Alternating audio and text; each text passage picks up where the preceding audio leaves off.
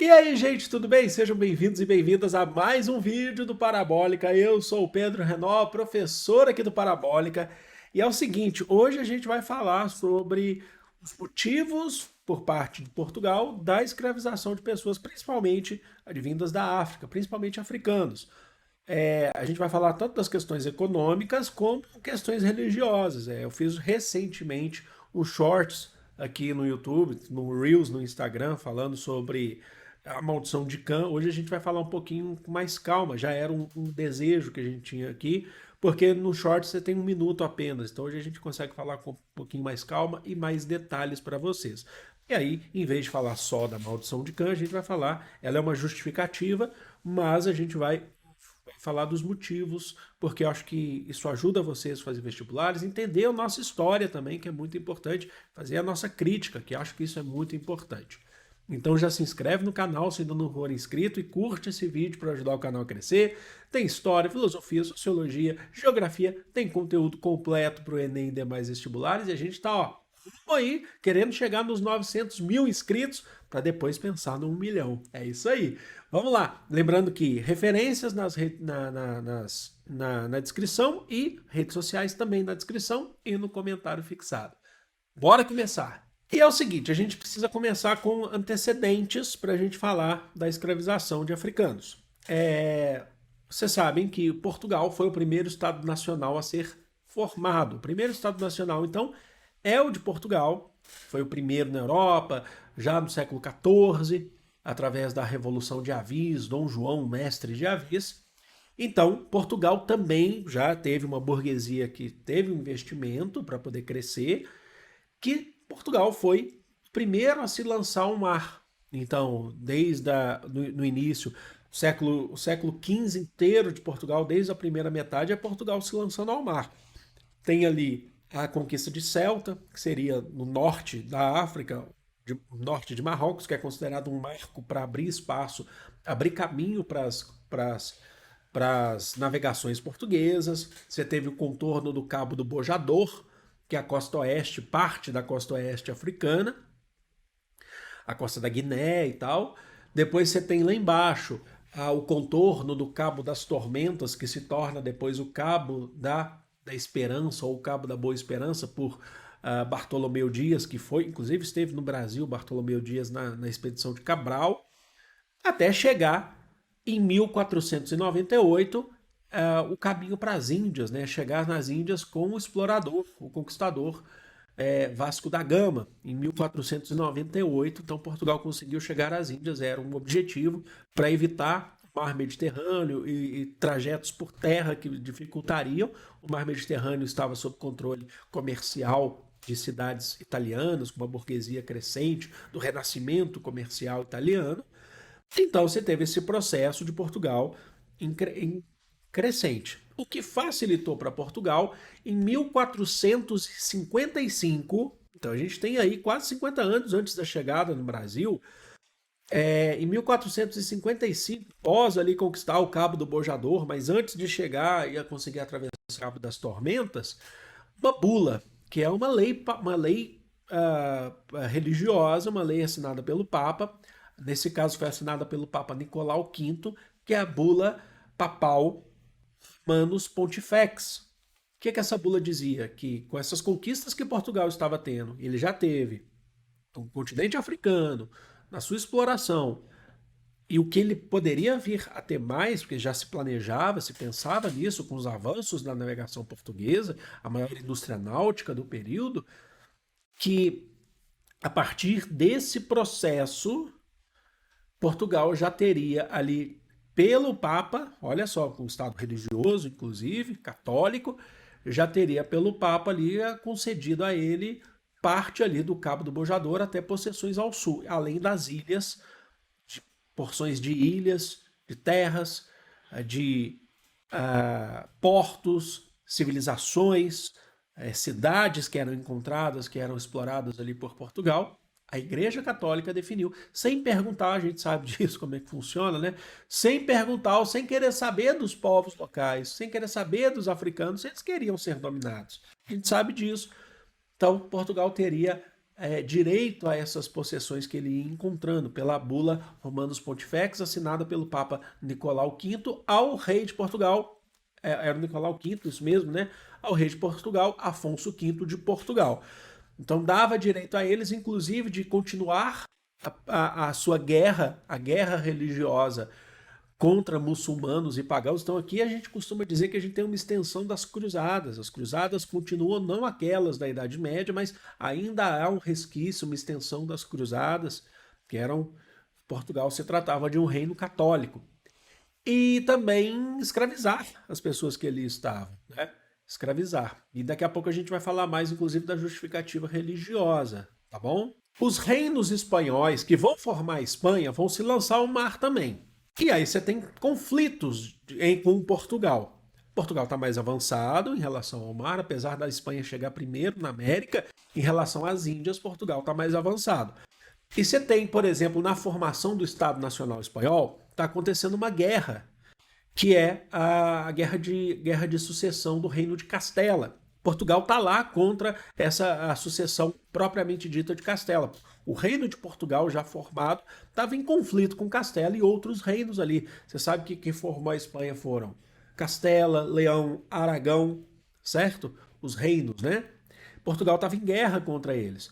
Essa guerra, inclusive, vai favorecer, vai chegar lá na frente e vai gerar o que a gente conhece como a formação do Estado Nacional Espanhol, que vai ser só em 1492. Mas, foi inclusive no ano da chegada de Colombo na América, né? Mas os reinos já lançavam-se ao mar também, mesmo antes de se juntarem, de se unirem e formarem o Estado Nacional Espanhol. Acontece que nesse processo de guerra, se vocês quiserem, eu faço um vídeo específico sobre a Guerra de Sucessão de Castela, tá bom?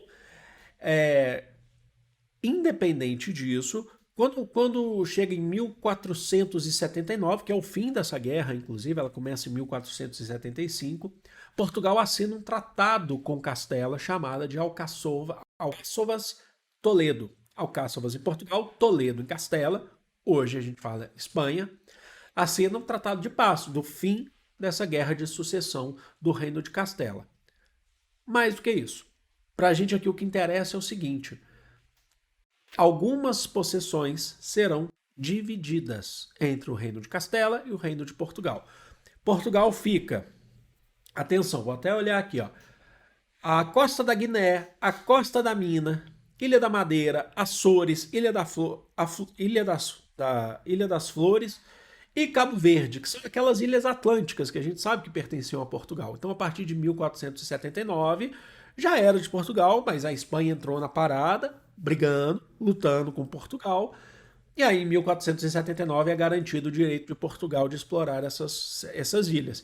A Espanha ficou com as Ilhas Canárias. Então, basicamente, o território continental africano pertence a Portugal, do ponto de vista colonizador, tá? E essas ilhas, Madeira, Açores, Ilha das Flores e Cabo Verde, enquanto que a Espanha vai ficar com as Ilhas Canárias. Portugal era a maior empresa a empresa imperial, era o maior império naquele período, tinha mais força, tá? Então ficou com mais partes, inclusive já era de 1455 da bula Romanus Pontifex. E isso para a gente é fundamental para a gente entender agora o processo de escravização de africanos no Brasil, por exemplo. Com essa posse definitiva, as Ilhas Atlânticas passaram a desempenhar um papel muito importante para Portugal no sentido econômico. Faltava açúcar na Europa. Além das especiarias que eles ainda estavam buscando, passaram a cultivar cana-de-açúcar, já que na verdade já tinha o cultivo. O que Portugal fez foi colocar a empresa marítima lusitana no negócio da cana-de-açúcar, para poder fazer o açúcar. Então ali já foram estabelecidos plantios, grandes propriedades de terras, engenhos para poder fazer o refino, por mais que ainda não, se a gente pensar no Brasil, o Brasil foi muito maior nesse sentido, mas ali é o começo, foi antes de chegar no Brasil, e a mão de obra utilizada ali eram os africanos que eram escravizados pelos próprios portugueses. Os portugueses escravizavam os africanos e já cultivavam e transformavam em açúcar nas Ilhas Atlânticas, Açores, Madeira, Cabo Verde. Então, o que que a gente precisa entender? Do ponto de vista português, há um sucesso na questão da exploração da mão de obra de africanos das Ilhas Atlânticas. Há um sucesso na mão de obra de escravizados nas Ilhas Atlânticas, do ponto de vista português. E isso foi transportado em maior escala para o Brasil a partir do século XVI, quando começa a ter um processo de colonização, de estabelecimento de um sistema político no Brasil baseado em experiências anteriores, capitanias hereditárias, governo geral, inclusive até os processos políticos de capitanias e produção e doação de sesmarias e capitanias já eram utilizados nessas ilhas atlânticas antes de chegar no Brasil. O Brasil é como se elas serviram, foram importantes. Talvez seja até errado falar isso, mas seria um laboratório. Errado não, mas é um laboratório, porque eles não imaginavam que isso seria feito no Brasil depois, né? Porque eles não tinham encontrado o Brasil ainda, suspeitavam, sei lá, mas é como se fosse realmente um laboratório que foi utilizado no Brasil agora em maior escala. E aqui um ponto importante. A escravidão, escravização de pessoas, ela se tornou, nas colônias portuguesas, atividade econômica das mais lucrativas, porque você teve a cana-de-açúcar, que foi muito lucrativa, mas ela estava ligada à questão da escravização de pessoas. E depois a mineração, que foi muito lucrativa, mas também foi ligada à escravização de pessoas. Mas o que a gente pode dizer é que é a atividade mais duradoura. Então, quando a gente fala em escravidão, a gente precisa entendê-la também como uma atividade econômica, porque o traficante ou negociante, ele ganhava bastante dinheiro com o comércio de pessoas, que ele ia lá, capturava, fazia acordos, capturava. Tinha aquela questão, tem vídeo aqui no canal que eu falo sobre o comércio triangular para explicar como que era esse esquema. Então ele ganhava, existia toda uma rede de comércio em cima disso, uma rede econômica em cima disso.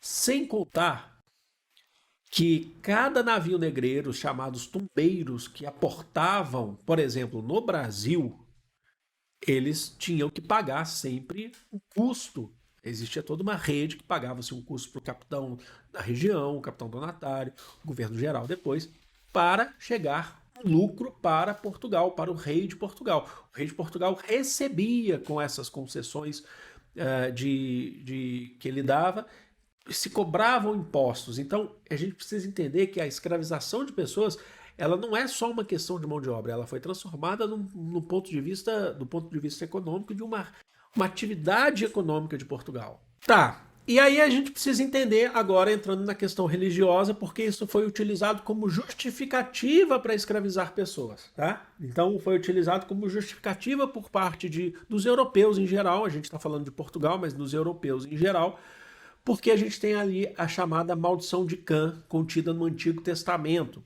tá bom? Foi que eu fiz os shorts recentemente aqui para vocês.